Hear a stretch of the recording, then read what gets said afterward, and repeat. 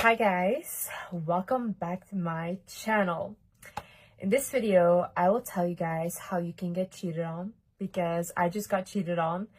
As a lot of you guys have seen, my ex-husband slash fiance decided to send Snapchat messages to one of my fans. Girl said she was a fan of mine. She screenshot that with her other phone. She took a picture and she sent that to my friend.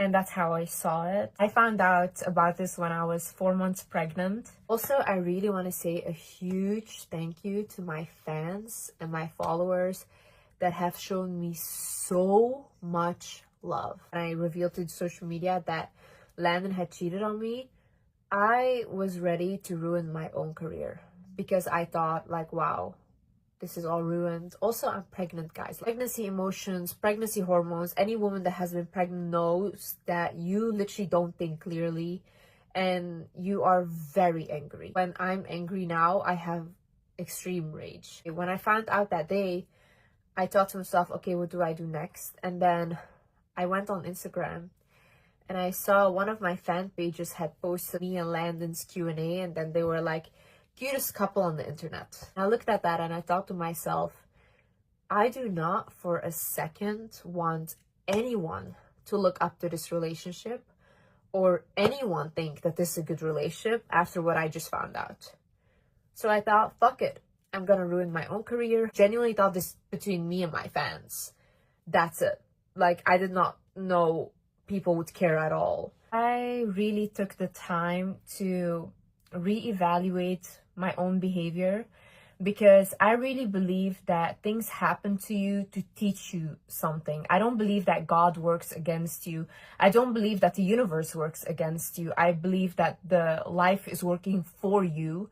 And if you can see things that happen to you as a way to teach you things, I think that's how you evolve the most. Like, you take a situation that happens to you, whether it's good or bad, and you extract the wisdom from it, and then you apply that to your life. That's how you grow. Like, we learn through relationships, we learn through friendships, we learn through our parents. That's how we learn in life.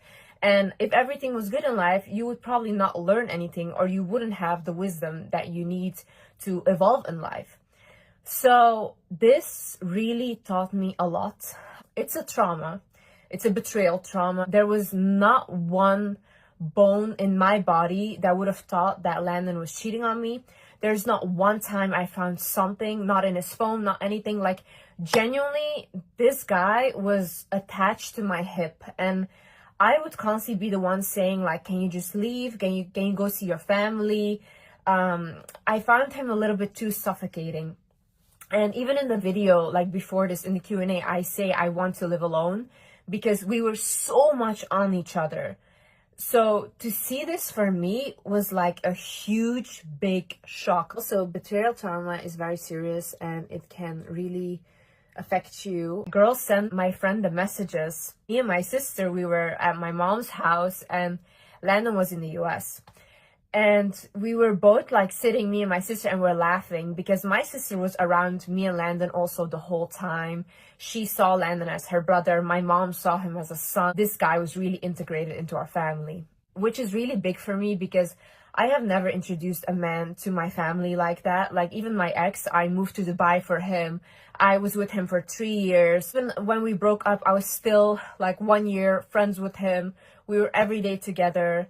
But he was always asking me like, introduce me to your family, I want to get married to you, this and that. And I always had this gut feeling like, no, I don't want to do that with you, not at all. And I ended up being right. And that relationship also ended in a very shocking way. It was not cheating, but it was something else where I was like, oh my God, you are literally not the person that I thought you were, and I never want to see you again. I remember I said that to my sister, and my sister was like, oh, Liz, it's gonna be nothing, probably something from before. And I was like, yeah, you're right. And the messages she sent, I had them in the car, and it was literally like my heart dropped into my stomach. That is a feeling I would not wish upon anyone. Not on a man, not on a woman. That is disgusting. And especially when the person you're with is acting like such a godly man and he's accusing you always of cheating. he's making it seem out to be like you're the one that's not trustworthy. So basically the messages were like him trying to meet up with her. She said no. And she said, you shouldn't be texting me if you're in a relationship. And he was like implying that this relationship is not real. Just really hurtful stuff. Now, in the relationship, there were things that I've ignored in terms of my intuition. If I tell you guys the signs that I got and that I ignored, you're gonna say, Liz, you should listen to your intuition.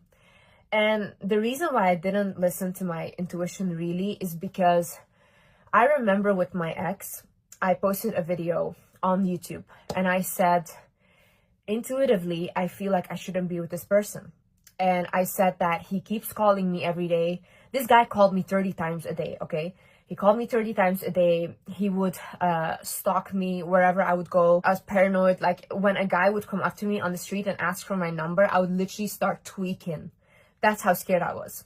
And I realized this is not normal. Like, it's not that I was scared because he was abusive or something. It was just, I was scared because I felt like he might do something if someone asking me for something, or if a guy was like just talking to me, okay? I realized to myself, like, this relationship is not normal. Like, I need to end this. So I posted that on YouTube and I said, I decided to end my relationship and explained it a little bit. And I said, like, even when I walk in the mall, I need to be constantly on the phone with him. I have anxiety. Backlash that I got from other people on the internet that I saw then was like women and men making videos and they're saying like, oh, like that's such a stupid reason and why should you break up for that and blah blah. And I then felt like, oh my god, maybe they're right, maybe I was really wrong, like I shouldn't listen to my intuition, I'm just overreacting. So then I continued being friends with him. I did not get back together, but we did continue being friends and I was every day with him, did not date anyone else. Then it ended in literally a way where I could have lost my life. And I sat, after all that with me and him happened, like I sat there, I was thinking like, oh my god, I wish I had listened to myself. I wish I had listened to my intuition. So when that happened with my ex, I booked a flight the next day to go home to my mom. I cried the whole night. I didn't sleep. I was in super shock. When I went home, then I was like coming back to my senses because I was like, what was I in for the past 4 years? What did I do? Like, I literally moved to a whole new country for him. I had no family there. I had no one there. Like, it was only him and he was like my whole life. But I was so depressed. It's so confusing when the abuse is not really, you can't see it. It's not like someone is cheating on you or it's not like someone is abusing you, but then there's a lot of mental abuse going on and then you blame yourself because then I think like, okay, but I'm very traumatized, so then probably I'm just sabotaging my relationship. But in my soul, in my heart, this doesn't feel right. So I'm such in a conflict with myself. I remember when I came back home, I realized like I should have listened to my intuition. I was there for a little while and then I booked Santorini. Now, I went to Santorini, and as you guys know, that's how I met Landon at the airport. When I met Landon, I felt something like with our souls connecting, and I realize now that it can be a soulmate kind of situation, but it can also be a karmic. And when you are with a karmic, they also look like you. And a karmic relationship is very hard. It is very toxic. And you do learn a lot from a karmic situation. You grow a lot as a person. It almost like breaks you down as a person. And then you are completely different after that. When I invited him to Santorini, I obviously had that thing still happen with my ex. And I was kind of getting over that. But I was just like trying to put my mind on other things. And Landon was really nice. Everything was great. He was very kind, super sweet, super gentleman-like. But then there was a moment where we went out and there was a Asian guy that wanted to talk to me and get to know me, and he thought I was really cute. Going outside for a talk, and Landon did not like that at all. And then basically followed us outside and he got really like upset with me and he was like, why are you doing this? Don't talk to him. And these these two guys almost got in a fight over me. And I then got a little bit of like, ooh, that was a red flag for me, because I thought you're just like my ex, very controlling, very jealous. And I was like, I don't want to repeat this pattern again. And I think, look, when you are coming out of something that is super traumatic and a very traumatic relationship, you cannot really bounce quickly into something else because you haven't healed from that relationship yet. So often what happens is your cycle will get repeated. It won't get healed through another person. I'm very patient with people, but then when something shocking happens, I'm like, oh wow, this woke me up. Like, imagine you have rose-colored glasses about everyone and you believe everyone and you think, oh, people don't have bad intentions, they're good, because you just think, why would someone hurt someone, you know, or do these things? But then it's almost like I always get put into situations where God or the universe is trying to show me, like, no, Liz, you cannot trust everyone and you should remove those rose-colored glasses because not everyone has good intentions. When I saw that behavior from Landon, I really thought to myself, this is not for me. And I really thought, like, after that, like, let's just stay friends and let's just focus on being friends and that's it. But Landon really wanted me.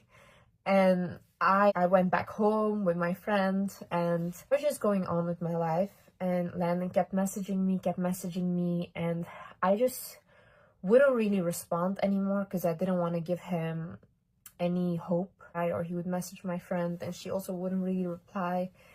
And then I remember one day he called me and I did pick up and I was like, hey, what's up? And then he was like, look, I really want you to be my wife. Like, I just know you're supposed to be my wife. And he's like, I want to do anything for you. Like, I want to take care of you. Like, send me your bank account details or your PayPal. Like, I want to prove to you that I really want to do anything for you. This is my problem, okay? I don't really get attracted to men. I just get attracted when they do something for me that is like they're taking care of me. Now, where does this stem from?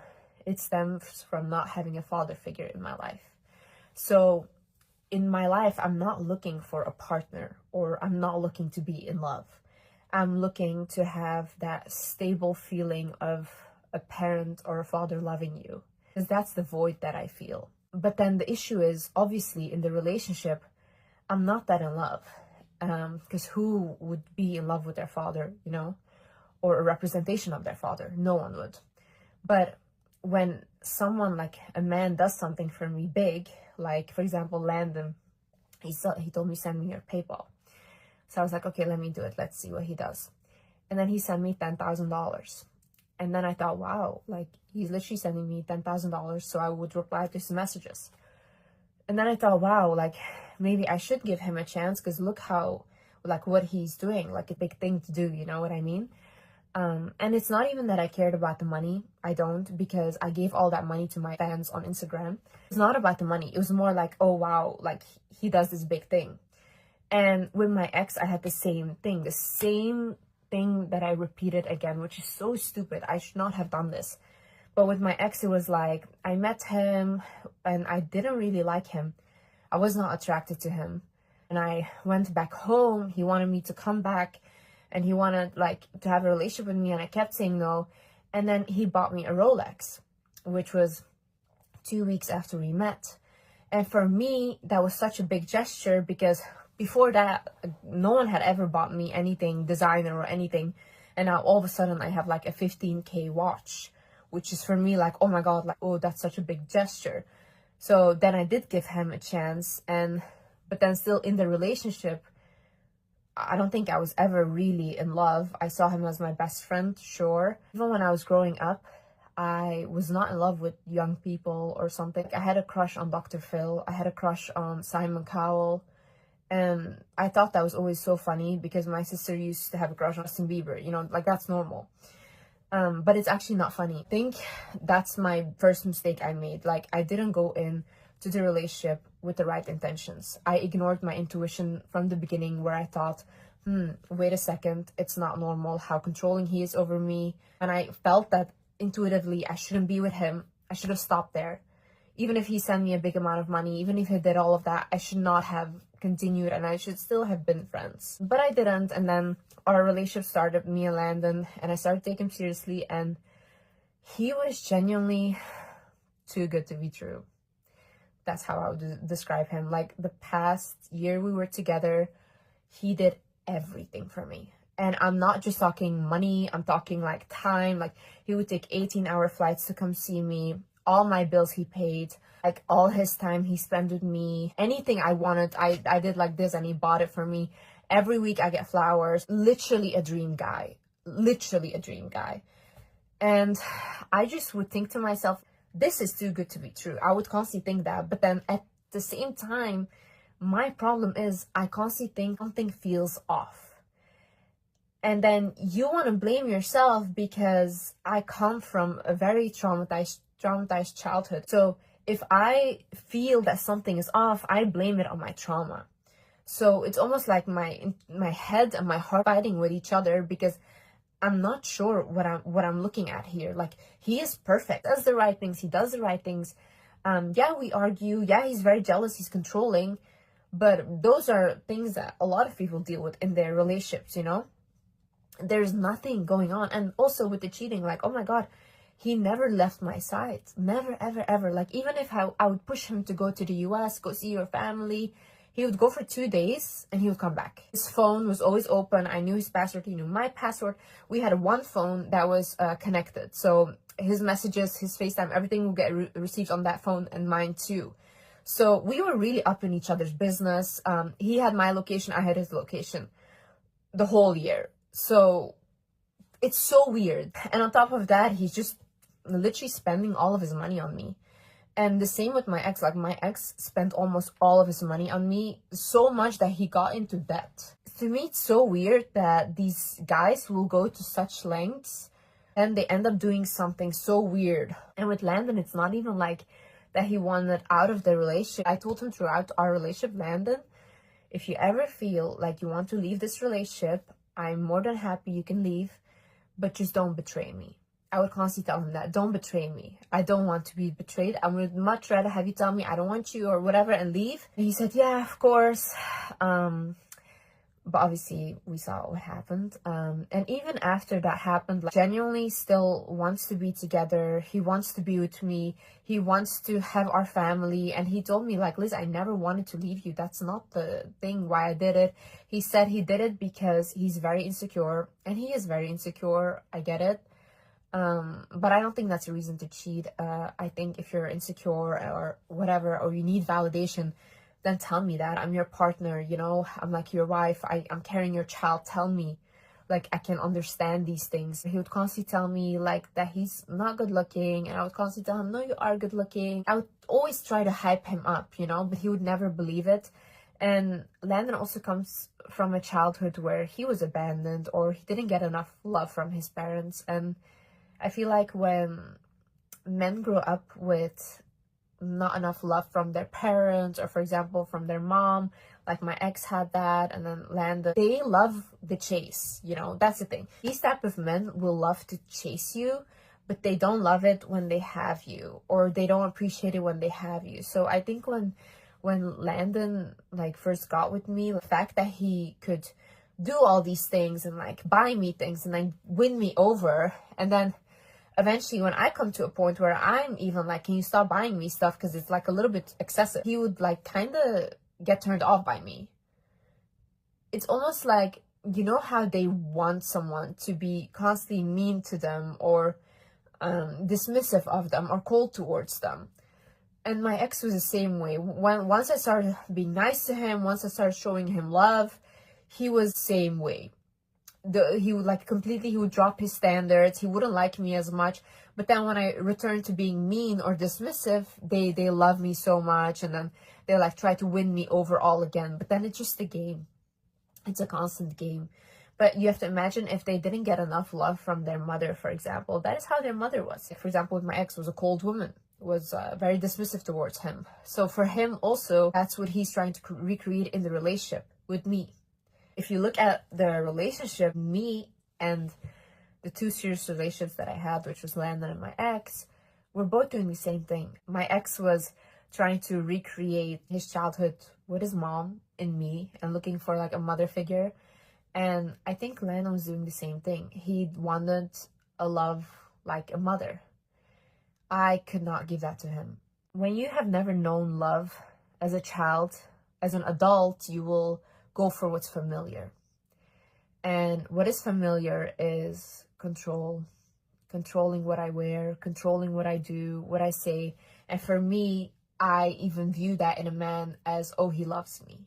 So if, let's say, Landon would tell me, you can't wear this, I think that's love, because he cares about what I can or cannot do, or he's jealous over me. But I don't see it as like, wait a minute, he's controlling you. Just think like that must be love, because I don't know what love is from a man. I think the only way I've ever felt real love was through my animals and love through my friends. I felt real love through my sister and my family, like my mom, my brothers, but not really through a partner. I also think that the way you grew up plays a big role in all of this intimacy and being comfortable with your sexuality. Like, for example, I grew up in a very, very strict household. Like, it's very patriarchal as well. Women were just wives for a man. And I don't know one woman around me, aunt, whatever, that has married for love. All of them married to get out of the house and just have freedom. So I don't know anyone that has married for love. When you grow up like that, you genuinely have a weird sense of romance. I also didn't grow up watching Disney movies, so I don't romanticize any of that stuff. I just grew up like an adult. I was very close to my mom, and I would always follow my mom around. So whatever worries my mom had, I put on myself. So I almost felt like I was taking care of 5 children. I almost felt like I was very responsible for my family and for the money, or like the lack of money that we had. I felt very responsible for that. I felt responsible for my mom and how my dad was treating her. I always just wanted to protect her. I was always giving her advice on just leave and, you know, you can do this. And I was always her therapist. I wasn't a child. And I think now that I'm pregnant, I don't want my child to for 1 second have to worry about me. I think every child deserves a childhood, and I think the trauma that you experience from your parents really shapes you as an adult, and it's so hard to get rid of these things, and you are really left with like lifelong healing. Some of the signs that I ignored were that I read Landon's matrix chart when we first got together, and in his matrix chart and his past life, it had said that he had cheated on a loved one before. He had chosen lust over love. So he is likely to repeat this in this lifetime, and that's like something he should watch out for. And I remember reading that, and I was thinking to myself, I had also read my matrix chart, my family's. I had read it for my ex, and these things had always been very accurate, and the things that they struggle with had been accurate. So I was wondering then, is he a cheater? Like, that's weird. Like, no way. But then it said it is matrix chart, but I didn't have any evidence other than the matrix chart. And, you know, if I break up over the matrix chart, you're gonna call me crazy. But I would tell him these things. I would be like, I have this feeling you're a cheater. And then he would be like, what the fuck? Say like, Sabina, your sister is saying crazy things again. And Sabina was like, Liz, stop self-sabotaging. He's a good guy. And my sister used to say, Liz, if he was a cheater, he would want to leave you, or he would want to go to the US to go see his family or whatever, but he never leaves your side. And I was like, yeah, you're right.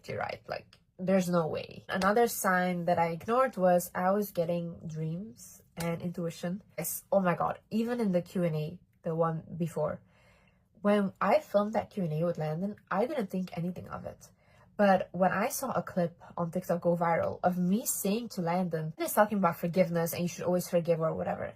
And then I say to him, I go like, yeah, it depends if the person is like texting people, that's not forgivable. I don't know why I said that.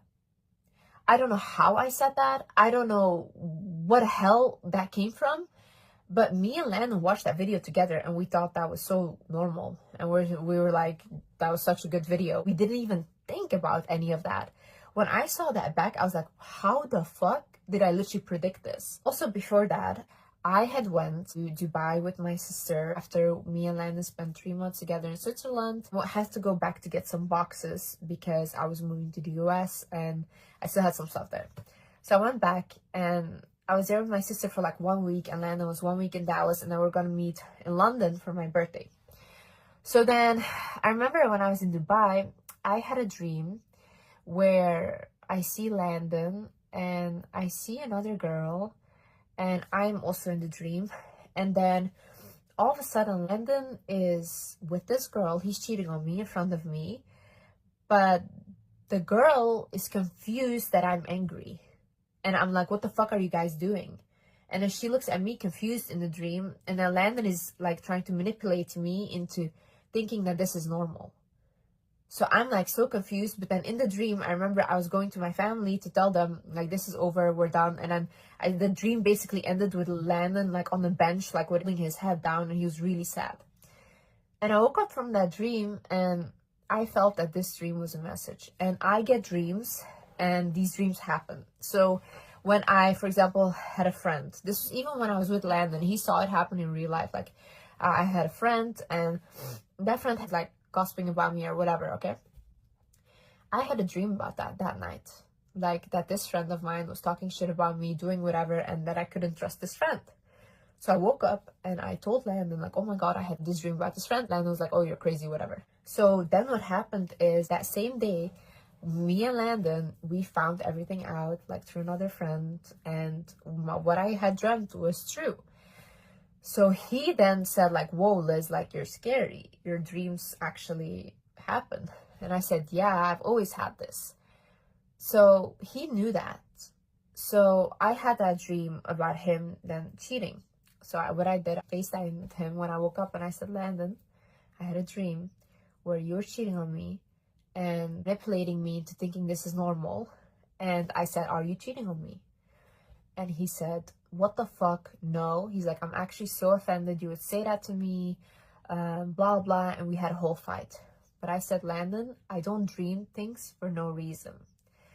And he's like, no, you're just crazy, blah, blah. I said, okay, I might be crazy. I don't know. But it felt wrong, and I didn't forget about it. So then what happened, a week later, I go to London to see Landon, and we're gonna celebrate my birthday and everything. And I'm sleeping next to him. I'm sleeping, and guess what? Same dream happens again. Same exact dream. There's a girl is having an affair with this girl. This girl is confused why I'm angry, and I'm like literally like, what the fuck are you guys doing? He is then again manipulating me in the dream that this is normal. I wake up from this dream with severe heartbreak. Like my heart felt like it was broken into pieces when I woke up, like genuinely hurt. I look at Landon, I wake him up. I said, Landon, this is the second time I had this dream. I said, are you cheating on me? And he said, what the fuck? I'm right here next to you. Are you crazy? Blah, blah. And Sabina was also with us at the Airbnb. So he calls Sabina. He's like, Sabina, your sister is literally overreacting again. She's trying to cause a fight. And Sabina was like, Liz, like, calm down. And I was like, Sabina, my heart is literally broken. I feel heartbreak. There's no way. And then she was like, no, Liz, stress yourself out. You're pregnant. Relax. Like, there's nothing. Like, and she looks at Landon and she says, he has to be so stupid to be cheating on you because he will lose everything. And Landon is like, yeah. But then I couldn't let this shit go. So what did I do? I went to Hyde Park with my sister. We went to walk. And I told Sabina, I said, Sabina, it doesn't feel right. There's no way. I said, this is a sign. This is a sign. And she said, okay, Liz, listen. Don't just ask for vague signs. Ask God right now, pray to God right now, and ask him to give you a clear sign, to show you the truth, the harsh truth. And I said, okay. So I prayed there. I said, God, please. I said, show me who he really is. Show me the harsh truth. And then, yeah, 3 days later, I received those messages from that girl. And I saw it. And then, yeah, It's so crazy when you ask God to show you who people are or to remove any bad people from your life, you'll often see that the people closest to you get removed or they get revealed for the bad intentions that they had with you. So I have noticed that in both of my relationships, the minute I got really successful or they realize how much money I make, the relationship issues start and we start behaving very, very differently. I think it's very hard for successful women to date because a lot of men will view these women as competition. Even successful men, they will just see you as a competition and they would much rather prefer a woman that isn't as successful because it doesn't hurt their ego. For example, with my ex, when we first started out the relationship, I didn't have any money. I was already doing TikTok, I was already doing everything, but I wasn't really making money. But then 6 months into the relationship, I was doing YouTube and I went immediately viral. And then he was making like 10K a month, okay? He was doing finance, he was making 10K a month. And I went from making nothing to all of a sudden like making 20K, now I'm making 40K, now I'm making 70K, and then more and more and more. And then he's seeing that. He's seeing how much I'm growing and how fast. And for him, said it to me, he was like, you know, I feel like I can't do anything for you anymore. I feel like you make too much money. And he said like, I'm not comfortable in the position where you're making more money than me, because he's like, I don't think I can impress you anymore. So then also like our relationship dynamics started to become very weird, or they start being like, oh, I have financial issues and this and that. Can you help me with this? Can you help me with that? And with my ex, like I gave him money even when we broke up because he was telling me he had financial issues. And obviously I'm not gonna be stingy or not help him. He had bought me a lot of stuff. He had helped me as well. So I was not gonna be stingy. So I did help him. It's almost like they feel most comfortable when they can provide and you kind of need them. But once a man sees that you don't really need him for financial, then what else can they really offer you if they're not that emotionally advanced or never had to really focus on their emotional side? Because, you know, the patriarchy tells men just to go to work and that's it, and you can find a family and whatever. But these days we have women that are so successful, and then now men are kind of like, okay, what can I offer this woman, because I had never had to develop myself any further than just go to work and make money. So now if money doesn't impress a woman anymore, what else can you offer? I think a lot of men become jealous of women like that and they want to be that woman.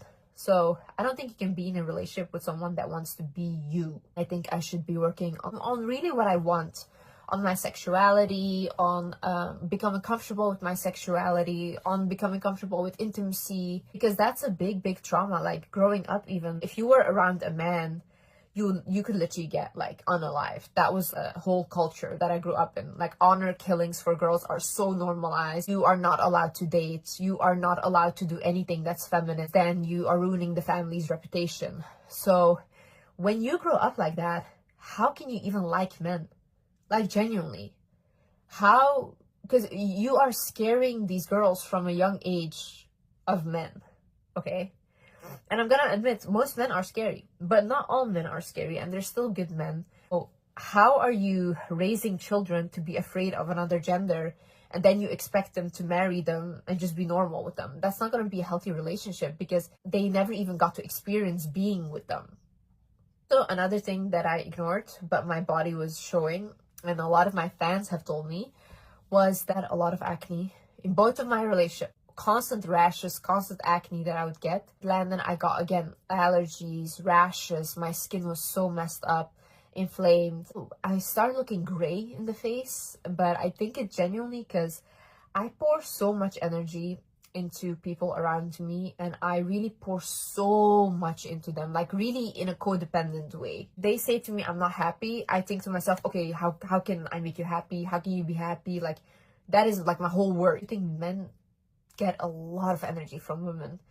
And even Landon, he would like track his sleep when he was sleeping. He noticed that the days that he wouldn't sleep next to me, he would sleep 90% with more stress than he would sleep next to me. When you when you find out someone is a cheater and they cheated on you, I don't feel like that's really a bad thing. I feel like it's really protection from God. I feel like you literally got protected, okay? You saw this person for who they were, and better that you saw it very, very fast. I wasn't really sad. I was honestly so happy. And it's the first time that I really stopped isolating myself. Because this is what I do, okay? I get into a relationship, I isolate with my partner, we don't leave our house, and we just stay like that. Like, same with my ex. I would not leave, I would not make friends. Like, I would just spend all day with him every time.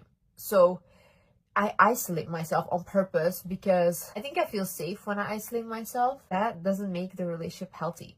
It becomes such an unhealthy, boring relationship because you're literally like a 70-year-old couple. Same with Landon, we just isolated constantly. When it ended, I honestly felt like, you know, like finally, I felt like I can now go and travel, and I wanted to do those things. So then I took my sister, we traveled all over Europe, we had the best time. Like, I had such a great summer, like, honestly. And I was really happy. And then a lot of people are like, Liz, why aren't you sad? Or you should be more sad. And I was like, I cannot be sad when I have such a blessed life. It would even like irk me that I would be complaining or that I would feel bad about any of this, because God blessed me with such a good life. I have worked so hard to have a good life, and I do have a good life, and my child will have such a blessed, good life, you know? Like, thank God, thank God. I have gratitude. There's so many bad things happening in the world. Cheating, yeah, well, that's it. You know, what can you do? You saw the person for who they were, and then you decide, what do you do next?